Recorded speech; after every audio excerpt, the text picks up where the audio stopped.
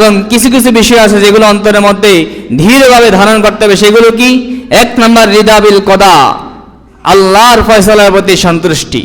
আল্লাহ আমাকে যা দিয়েছেন আলহামদুলিল্লাহ, আল্লাহ আমাকে সন্তান দিয়েছেন একটা, আলহামদুলিল্লাহ। আল্লাহ আমাকে একটা সন্তান দিয়ে আবার নিয়ে গেছেন, আলহামদুলিল্লাহ। আল্লাহ আমাকে সামান্য সম্পদের মালিক বানাইছেন, গরিব বানাইছেন, আলহামদুলিল্লাহ। আল্লাহ আমাকে ধনী বানাইছেন, আলহামদুলিল্লাহ। আল্লাহ আমাকে বিপদ দিচ্ছেন, আলহামদুলিল্লাহ, শুকরিয়া। এক কথায় আল্লাহ যখন যেই ফয়সালা করবে আমার জন্য, সেই ফয়সালা আমি সন্তুষ্ট হতে হবে সেই ফয়সালার প্রতি।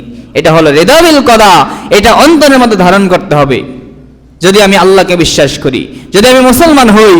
এজন্য আল্লাহ বলেন কদ আফলাহা মান যাক্কাহা, ওই ব্যক্তি সফল কাম হলো যে অন্তরকে পরিশুদ্ধ করলো, অর্থাৎ যার অন্তরের মধ্যে এই গুণটা আসলো। আরো কিছু আছে। 1 নম্বর রিদা বিল কদা। 2 নম্বর কনাত, অল্প দৃষ্টি, তাহকিরুন নফস, নিজেকে ছোট মনে করা, সমাজের মধ্যে মনে করা আমি এই সমাজের মধ্যে সবচেয়ে নিকৃষ্ট লোক, এই সমাজের মধ্যে আমার চেয়ে কোনো খারাপ লোক নাই, এই সমাজের মধ্যে আমি হলাম সবচেয়ে নিকৃষ্ট লোক, আমি সবচেয়ে খারাপ লোক। এটা নিজে নিজে মনে মনে ধারণ করতে হবে।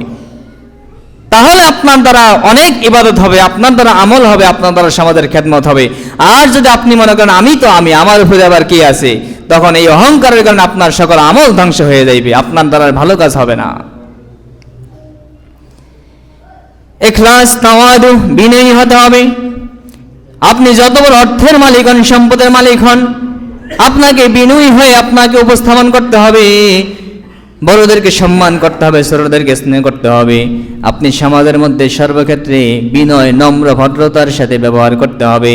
ওয়াত-তাওবাত, তাসলিমাত, তাওয়াক্কুল, সকল ক্ষেত্রে আল্লাহর উপর ভরসা করতে হবে, আল্লাহর দিকে আত্মসমর্পণ করতে হবে। ওয়াজ-জুহুদ ওয়াস-সাবর, দুনিয়ার সংসার, স্ত্রী, সন্তান, ছেলে মেয়ে, এদেরকে নিয়ে সবসময় ব্যস্ত থাকা যাবে না।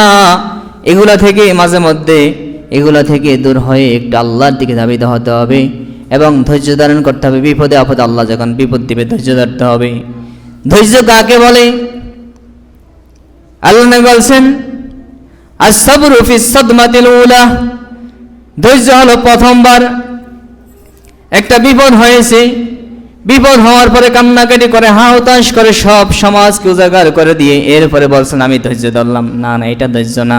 ধৈর্য হলো ফিস সাদমাতিল উলা, হাদিসে আছে আস-সাবরু ফিস সাদমাতিল উলা।